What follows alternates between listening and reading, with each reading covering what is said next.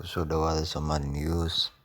Dadka badankood waxay aad ugu adkaato sidii u furan lahayn adeegga ila wadaag mise ay isaga xiri lahaayeen.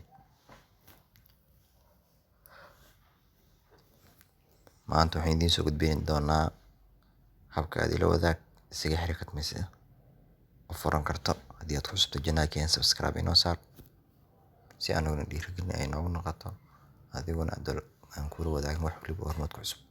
Horey waxaan usoo bandhignay oo hadda video ka horeeyay usoo bandhignay habkan adigoo isticmaalayo adeegga deeqtoon EVC-gaaga adigoon gelin habka aad Salaam Somali Bank lacag kala bixi karto.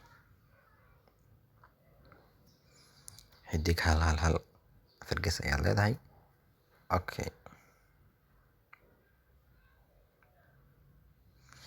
fadlan dooro furo adeegga ila wadaag, iska xir adeegga ila wadaag.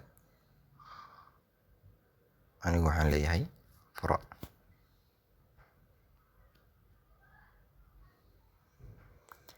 Ma hubta inaad iska diiwaan geliso adeegga ila wadaag?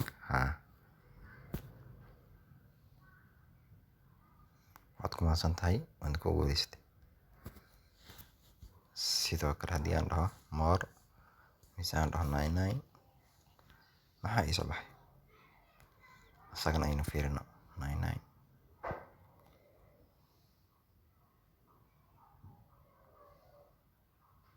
ka saar qaybta ogolaasha ila wadaag.